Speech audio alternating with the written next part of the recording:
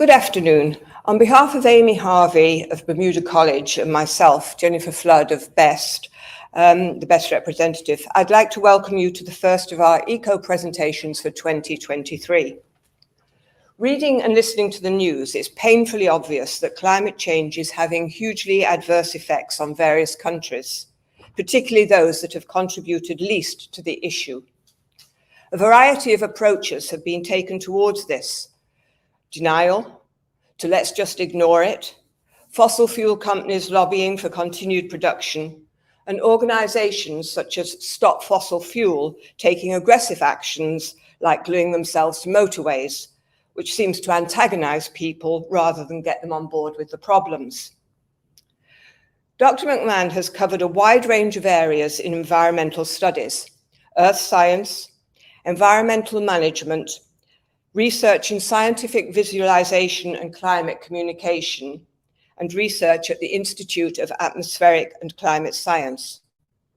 She also has experience in project management and consulting for international corporates.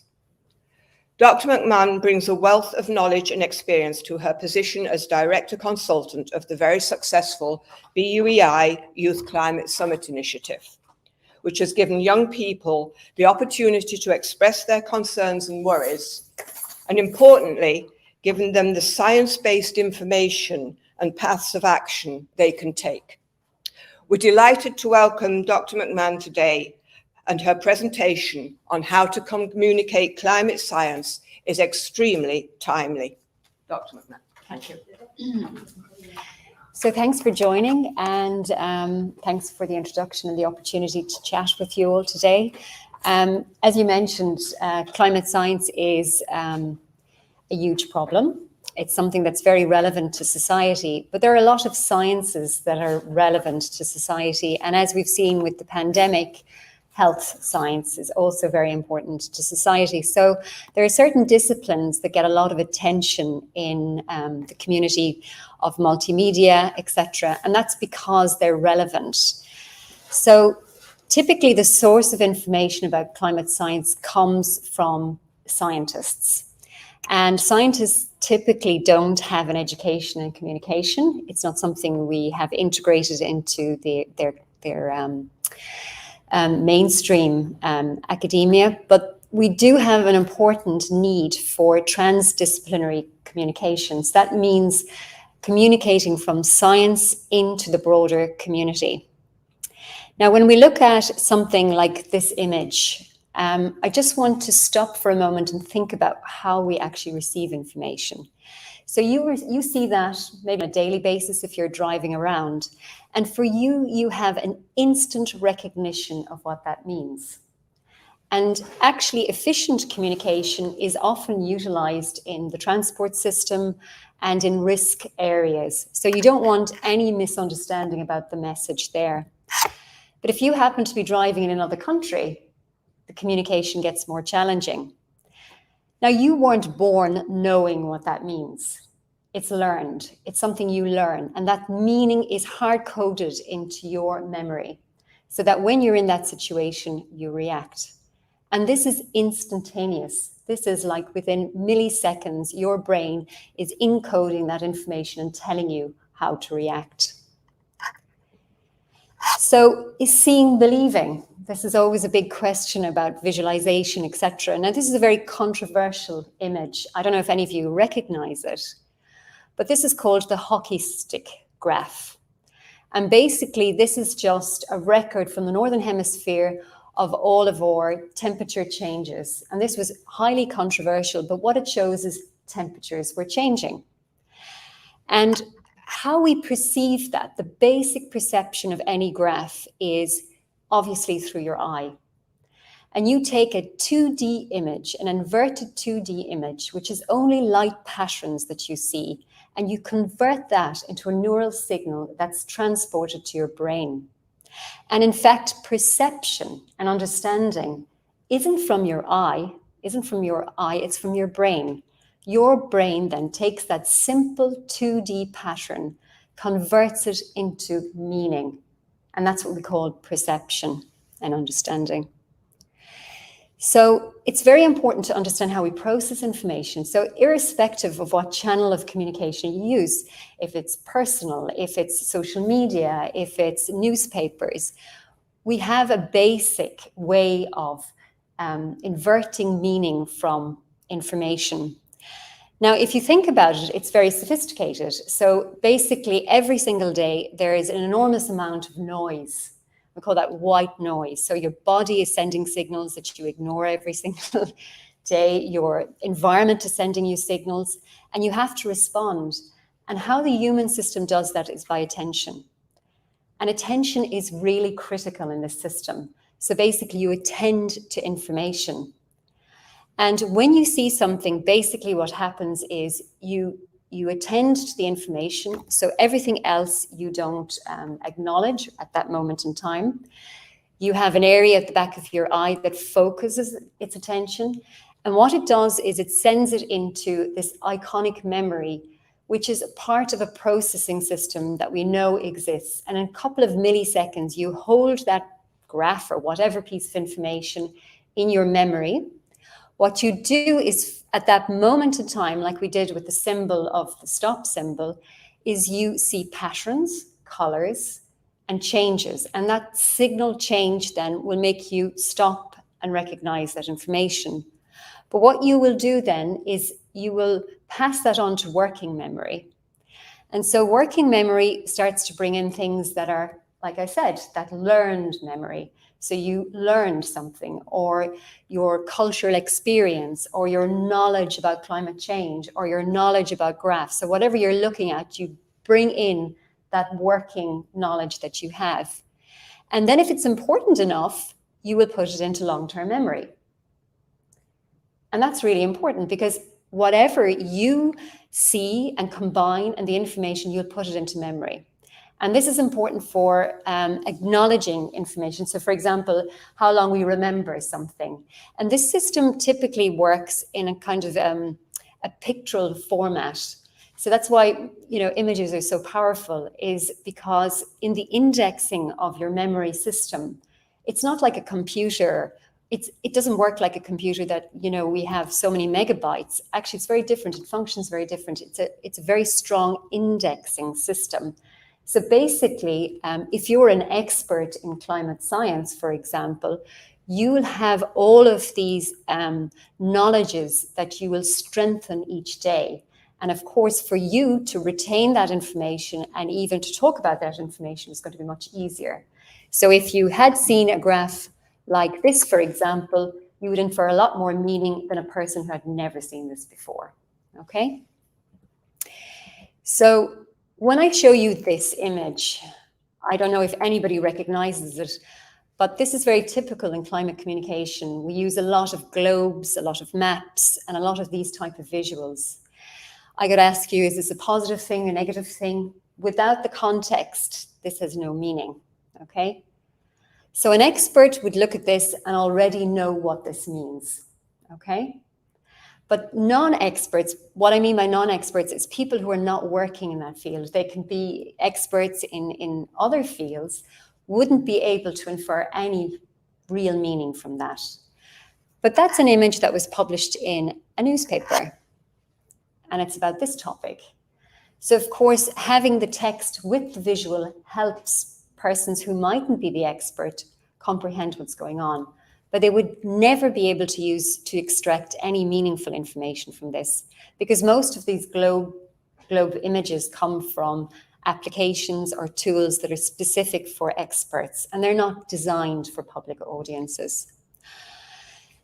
I'm also showing this to you because I think it's a wonderful example and a success story of earth science. So when we talk about climate change, it sounds like we've never fixed the problem. But in this case, this is one of the best examples and uses of science. So scientists identified that CFCs used in refrigerators and aerosols were depleting ozone. They identified it, and there was a Montreal protocol in 85, for example, and about 35 years later, we've reduced the uses of these chemicals by about 99%. It's quite an achievement. And about every 4 years, they do reports on the state of the current ozone problem. And what they have seen is this thin layer, it's about 18 miles up, is a very thin layer over the Antarctic is actually recovering. And they expect it to recover by about 2066, okay? So it's a very slow recovery, but it just shows that by implementing policy quickly, you do see results.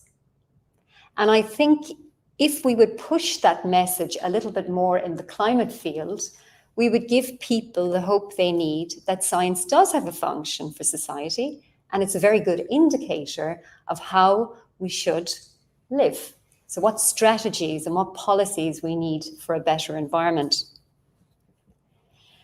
Now, I did mention that, climate scientists tend to produce a lot of maps and globes. And interestingly enough, what we know about maps is they're very appealing.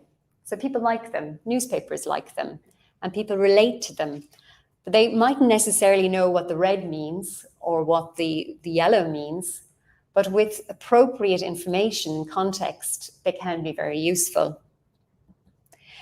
And one of the biggest sources of climate information, of course, is the Intergovernmental Panel on Climate Change.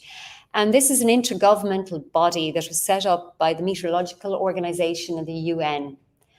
And this was set up also in the 80s, and it was because we identified climate change as an issue.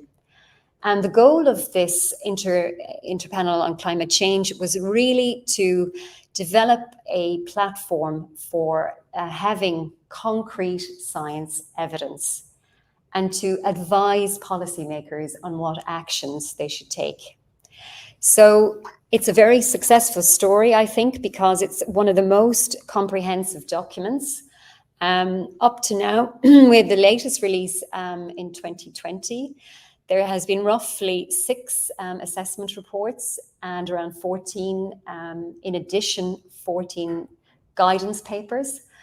And with each of those assessment reports, there is 3 working groups, and they do a summary report for policymakers.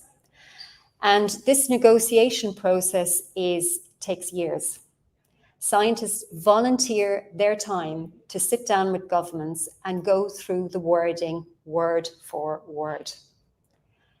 And what we end up then is with a report that is scientific consensus about the facts, okay? And what's interesting about this is it's produced by scientists. It's an example of science communication. And they have had great success with this. And of course, they've had learning from the process as well. So there's been some sort of issues. And then I think myself, they've learned from the process. But, climate models, if you sit down and you talk to somebody from economics, or you sit with somebody who's a mathematician, or you sit with a climate scientist, their understandings of models are very different. And you have to understand that domain-specific knowledge is also very different. Climate models typically look at the atmosphere, the ocean, and the land interaction. Now, they develop models because, we've only got one Earth, and we can't pump tons of carbon dioxide into our planet Earth and test it. That would be catastrophic, okay? So you have to model the Earth system. So literally what they do is they create a model of the Earth system, and they project into the future. And the beauty of the climate system, and I think what we don't appreciate about our climate system is it's vast. It's as vast as our oceans, it's as deep as our oceans, and it's as high as our atmosphere. It's huge. It's absolutely huge. And that understanding of that system and the appreciation of it, I think we haven't really communicated. So this system, this climate system that we all appreciate, gives us climatic zones. It gives us rainforests, it gives us deserts, it gives us polar regions. It defines the Earth as we know it. And this climate system that we appreciate has been stable for millions of years. And because of this stability, human culture and industry and economics has all developed, okay? So when we go back to the IPCC, I think this was a really important statement that was made, and it was after one of the IPCC reports. I think it was the 5th assessment. And this statement was made because scientists do their job. They create the report. It's an enormous amount of work. But what Sir Mark Walport is saying, it's not finished. You're not finished till it's communicated. And that's quite a challenge for scientists, because scientists don't tell you what to do. They tell you what's happening and what could happen, but they don't tell you what to do. And in all essence, I think he's absolutely correct that there are these overlaps between the role of a scientist, the role of a policymaker, and of course us as the public. But if the public doesn't understand the message, you've lost the opportunity. And he thought, in that statement, he said that it was a remarkable piece of work. He was not criticizing the science at all. But what he was saying is, graphs like this can cause confusion. We need to do it better. And this is a graph that shows, well, the author of this graph had a message. And the message of this graph is that clearly shows the difference between model uncertainty and scenario uncertainty. And so when I saw that graph, I thought, well, I don't see that, but maybe I don't know enough. And so we tested that graph with an audience. And we asked this tested audience, so non-experts, okay, so not climate scientists, could they distinguish in that graph between those two scenarios? And we have to, before we can test anything, and this is really important, we underestimate that science communication is also science. There is a huge movement in empirically designed communication, and that's pretty much in architecture, in health communication, etc. But we have to also use an empirical-based method for managing communication. So how you do that is you create a conceptual framework. So like I said, when you saw that warning sign, okay, the red, the shape, you take those patterns, they're immediately available, and you take those unconsciously and recognize them.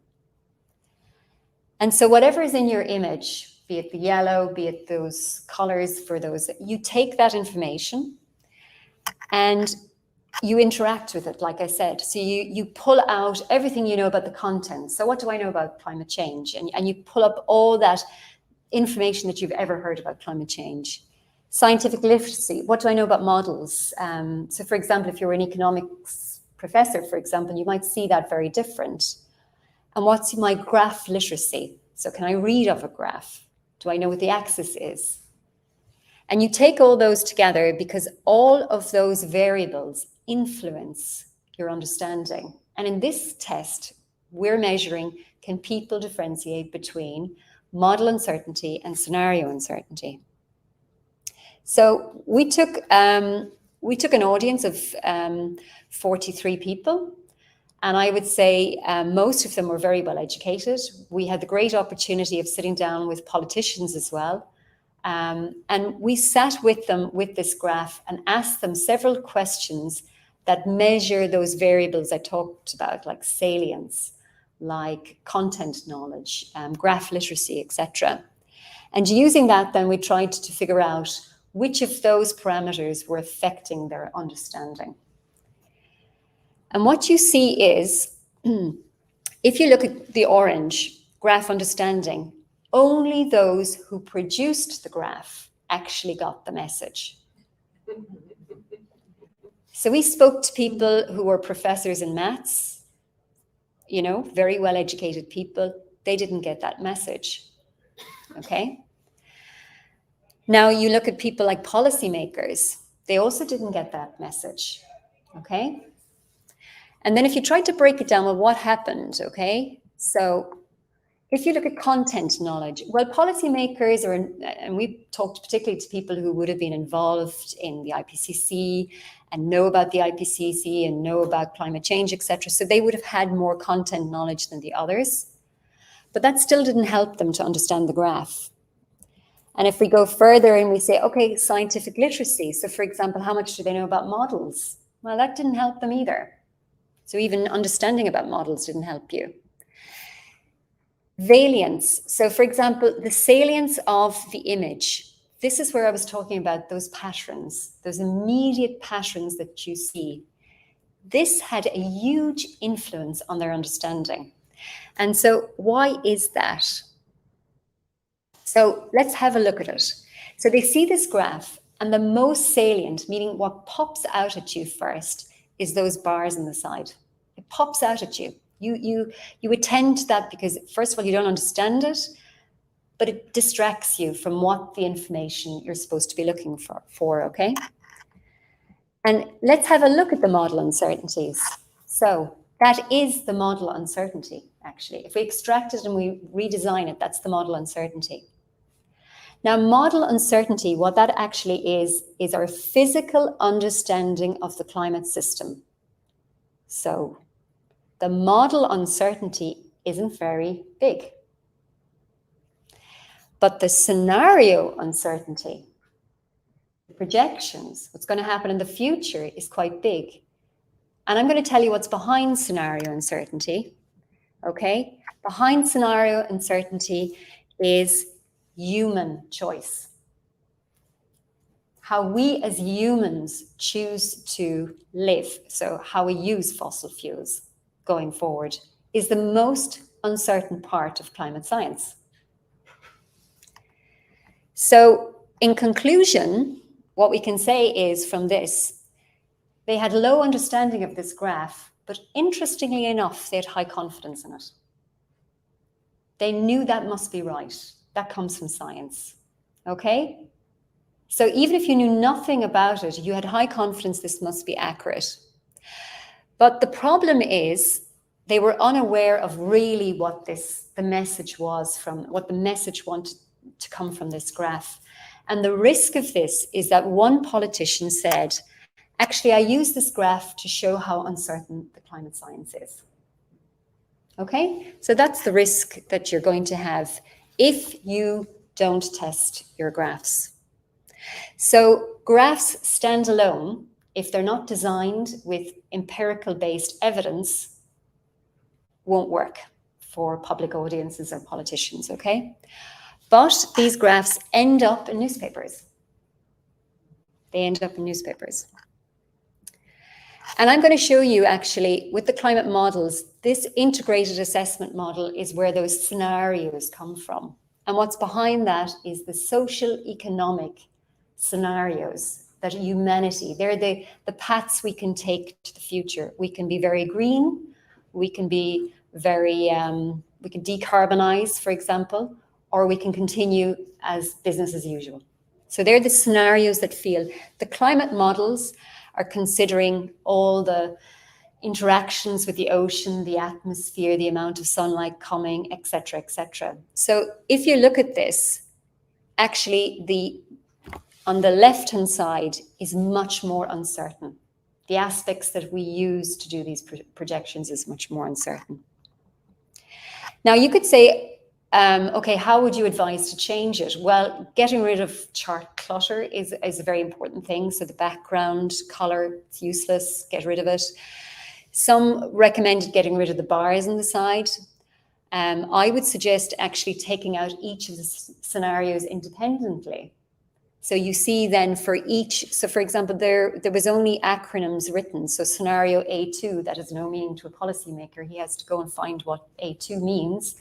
So having it written directly on the graph, and for example, showing them then the grays, you can differentiate between the model and the climate uncertainty. Or you can even be much more dramatic and go into infographics, if you like. And you can really say, okay, these are the 3 choices that you have, and these are the temperature changes you can expect by the end of the century. You can go as simple as that. Climate scientists are most definitely not comfortable with that. They want to show the uncertainty, and actually it's in the guidelines for the IPCC. Climate scientists do not want to exclude uncertainty. Other disciplines do it. For example, in earthquake, they don't put the uncertainty. And there are other areas or other domains that don't use uncertainty. This is more or less the graph that was released in the last assessment report. And you see that they have cleaned it up quite considerably, but you still have the acronyms there. You have an overlap of two, see the orange and the gray. It's not recommended to do that.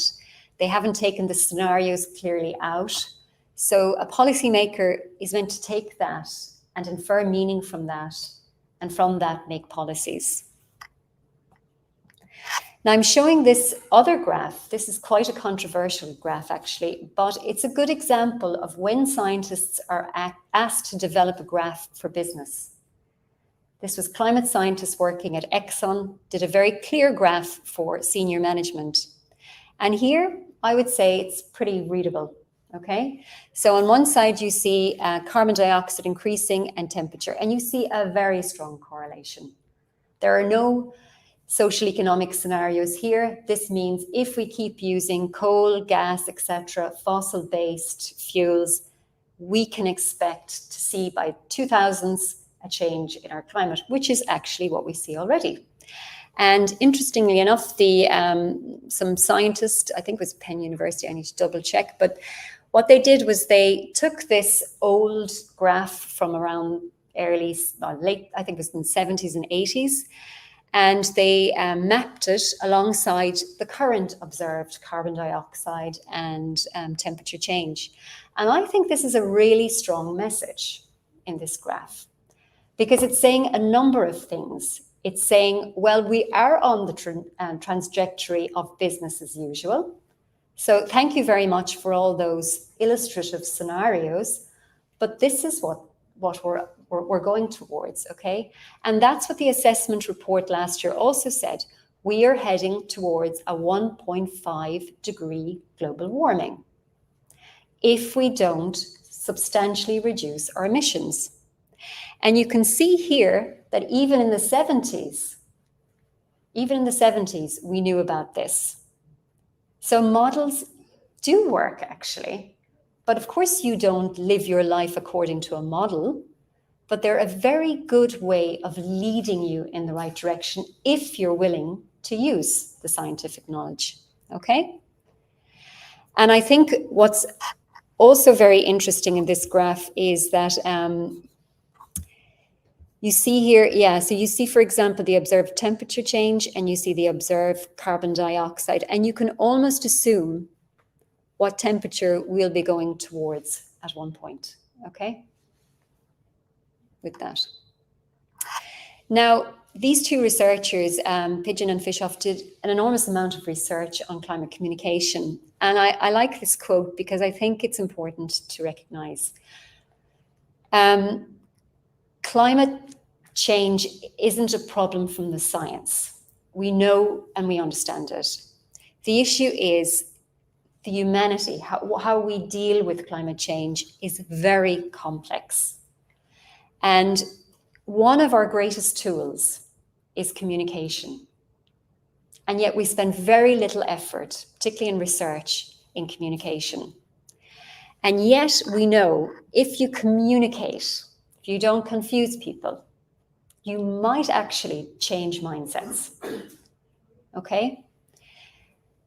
And what was interesting about this is that, okay, if we take that idea of this immediate understanding, and if we try to identify, well, what is it then? What is this immediate salience in our communication that we could enhance? We took, for example, graphs like this. I call this a multigraph. And we took graphs like this. And in a very simple experiment, you can go into a room and you can ask people who know nothing about climate change and present this to them for a few seconds and ask them to give you a word. What's the first word that comes to your mind when you see this graph? And the first word that came to people was population. They thought it was males and females, pink and blue. And even in the presence of strong information, counter-information, that system that we have for communication is so powerful, that intuitive, they can't see behind the boy and the girl. You have to be really careful in how you communicate if you're to really access people. And we see that, this is some of the information from that, we see that we tested this idea of this infographic, because of course, it looks pleasant, it looks attractive, the message is quick. And we wanted to see, well, would this be a possibility for climate communication? And actually, the interesting thing you see is that people extract more relevant words as a visual is more attractive. So globes, maps, infographics, okay? So they'll infer more meaningful words with those kinds of visuals, okay? Graphs, usually confusion. Usually they know very little about what's being trying to yeah, so we have globes, for example, and graphs. So we know that they're more appealing to people. And if something is appealing, there's an openness to learn. The moment somebody gets confused, they're more reluctant to engage with the information. And so when you look at, for example, the attractiveness, you see that yes, globes and maps are definitely more attractive, and so are the infographics. But the poor infographic, we had a terrible infographic, wasn't effective. It just confused people as well. So even there is this understanding of how to display information is very important. And this was probably the most important piece of information from the study, is that confidence. Remember I mentioned people were confident in something they didn't understand. And they actually were confident because it looked scientific. So you find that they're more confident in graphs and things that look scientific than they are in a well-informed infographic. And that's a risk, actually, because you don't want people to have lack of trust when you're communicating. So when scientists are communicating, I think it's still very important they do look scientific, okay? And that people trust the information. And so basically, I think that was one of the most meaningful aspects of that study. And so when we think about science communication, we really have to balance the accessibility of the information with its with trust, because that's really an important aspect. And you see it already in the IPCC report, some of the working groups trying to use icons and infographics. Infographics are really, really great at communication. But if you're not reinforcing them, and if they're not learned, they're useless, okay? So a bit like the sign at the beginning, the stop sign. If people have to figure out, well, what does that mean? That, what does these tree symbol or water symbol really mean? It's not an effective way of communication. But it certainly is a starting point. And you can introduce more icons in the reporting, for example, in the communication. Now, I just want to mention that, we've been talking about visuals a lot, but, when we read something, it's also visualization. When you read text, you also visualize the text. But what we do know is that if you were to read off a clock, for example, it's faster processing than if you had to read it in text. 25 minutes after 3 o'clock takes you longer to process than looking at a clock. So of course, images have a higher processing and are faster processing, but they're not superior, okay, to text. And it's in the use of both tools you get the most effective communication.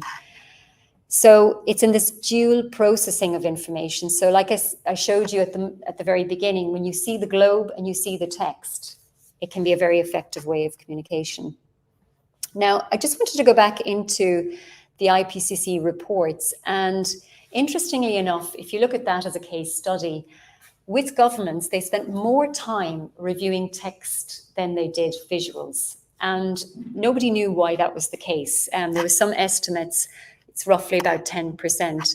And when you actually go through the comments and you segregate it out into, cross-reference with images or review of images, you really see it wasn't actually very much time.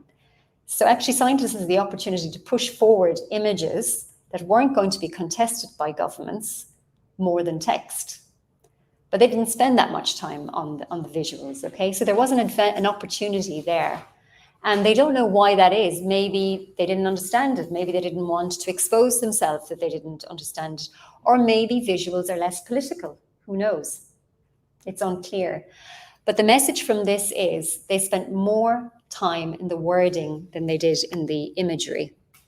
Okay? But in the comments, you do see comments from various different government officials that said, you know, maybe we should simplify the message. Maybe the figures should be a little bit more understandable. So it's not that they didn't recognize it, okay, but they didn't spend hours, you know, in the details. So let's take what, this would be from the summary for policymakers. This is what it kind of looks like, okay? And you see a lot of graphs, a lot of information. It looks very scientific, a lot of text, okay? And yeah, I mean, just overload. I mean, they're not going to extract much information from that kind of a graph. You see, for example, here, sometimes the visual comes pages later or pages before, okay? So they're split. You see large chunks of text. So long pieces, strings of text, you don't do that in like, for example, big, large newspaper companies don't do that. People won't read it. So you have to break them up into chunks. So basically we thought, okay, let's focus on the images because we've done some of the research in that. So let's take that image, okay? Let's take that visual and let's clean it up. Let's put a color palette on it that's more simple, okay? It looks scientific. Maybe people don't understand it, but what you can do is you can complement it with something else. So the message that you're supposed to receive from that graph is illustrated to the side. So if you can't read the graph or you have issues reading the graph or you're not an expert, you shouldn't miss that message, okay? So that's one way of maybe dealing with the problem of communication. And then we also looked at the text itself because text is very important. And it's very important that you distribute the text. So for example, this was done with some graphic designers. So we looked at, for example, the headline statements are in blue now. We see the image is very close to the text. So we cleaned up the visuals, for example. And what we did is we introduced contrast. So what that means is just you utilize the size, the font size and the color. And that's a way of visual communication. So you change that and you contrast it so it's contrasted from the other information. And you use referential links because when people are reading reports, typically during the report, they'll say, oh yes, please go to whatever graph. So they will leave the text and go to the graph. But then to find the text again, you have to support that reading process. So you have to put in referential links that are clear and visually distinct so that they can get back into the report and read it correctly. And so we took the two different layouts. And what's really important and what we learned from this is known knowledge. The layout affects, and most people have their favorite newspaper, for example, and it has a layout, and that layout can last for years. And if you pick up the Financial Times or you pick up the New York Times or whatever it is you pick up, it has a specific design and you know where to go to find your favorite information. And really, audiences don't like when you change it. They don't like when you make major shifts in the design, okay? So we understand that and we thought, okay, we will definitely make sure that if there's any preferential links, we'll try and make sure that isn't influencing people's viewpoint. So we tested a number of people to see if they liked the new layout better. And obviously they did. They found it much more enriching and they engaged with it longer. It was more memorable, it was more appealing, and it was more clear, okay? So you see already with just changes in the design and the layout that we see already more effective integration with the information. And the headline statements that I mentioned, this was an idea actually by Professor Stocker, who was leading Working Group 1. And he had the idea that we would have text that was just the headline statement. And it was a brilliant idea. And actually, it does link very well with what we've now empirically tested. So, and the strategy that he had was brilliant, because he said you had to introduce it early on in the process. But what he did was he made sure that in the preliminary discussions that the scientific facts under that statement were signed off first. So he had a step-by-step process. So the scientific facts were first acknowledged, signed off, everybody accepted them, and then they accepted these headline statements. And the beauty of this is that the headline statements were taken directly out of the reports and published in mass media without any adjustments. Okay? It's a big success for climate communication. And the idea is that when we also do visuals, we also take control of the visuals and make sure that there is no room for misunderstanding in those visuals. Okay? So really, I think as a conclusion, I think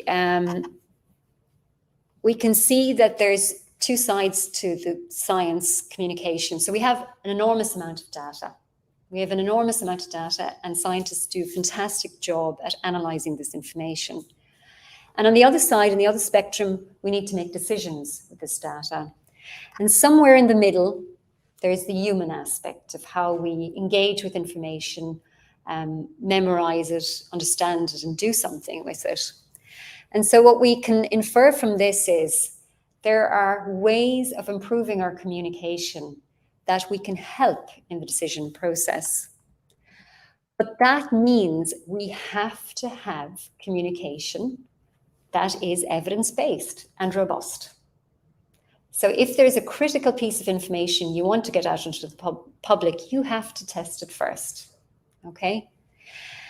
And I think going forward, I think with climate communication, there is much more investment in communication, and we understand also it happens in weather forecasting. It's not just climate does probabilistic illustrations, okay? It's also in weather forecasting, you see a lot of it. And this is an example in the area of hurricane forecasting. So for example, they know that about 68% of people use their smartphone, they take it out and they look at visuals of hurricanes to make their decisions. And they've played around with different types of visualizations, okay? And what they've understood is people see the track and they say, oh, I'm not near the track, I'm fine. And they make their decisions based on that. But in the cone, as we know, there's an awful lot of damage of a hurricane that's outside the path itself. So we have to be very careful that when we show illustrations or when we use social media and tools and illustrate things, that people have a clear understanding of what that means. Tornado warnings. Because of visualizations, we've had in the last 30 years a decrease, I think it's about 40% decrease in damages because of tornadoes, because people have responded and enforced safety measures, okay? And it's much the same as well. People infer meaning from this information and take decisions based on that information. It's also in earthquake warning. This is a fantastic tool based on very simple cognitive processes. Red means this, yellow means this.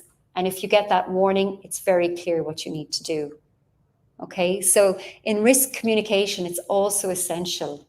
And of course, with the propagation of the internet and different apps and different media, there's huge opportunities for scientists to communicate with the public. Now, I was passing recently and I saw this poster and I thought it was interesting because I wanted to talk about, we also have biases in how we also receive information. And these biases that we have, I mean, somebody could look at that and I know that that's not a scientifically generated visualization, okay? It's not accurate, but it shows you that communication of something, obviously, and the language is going to be a barrier here, but you can see klima, something about climate. And obviously, it's not a scientific audience that they're trying to attract. But if we think of, so for example, there is affordances that we have, and we have to acknowledge these too in the communication. And for example, it's representativeness. It's like if you have been in a hurricane, then you might actually attend to information about hurricanes more. If you've had an event in your life that's been dramatic, or you know somebody in Bangladesh who's lost everything because of a flood, okay? We attend to information differently because it's cultural, because it's all inset in our mind, okay? And we relate that pieces of information. So it's very important as well is that we understand the framing and the context. So sometimes people frame things into a win or a lose situation. And in climate science, we have to be careful because this idea of doom and gloom, you know, could attract those people who think they're going to negatively be impacted. So you have to be careful with communication that, of course, as human beings, we also relate to information differently.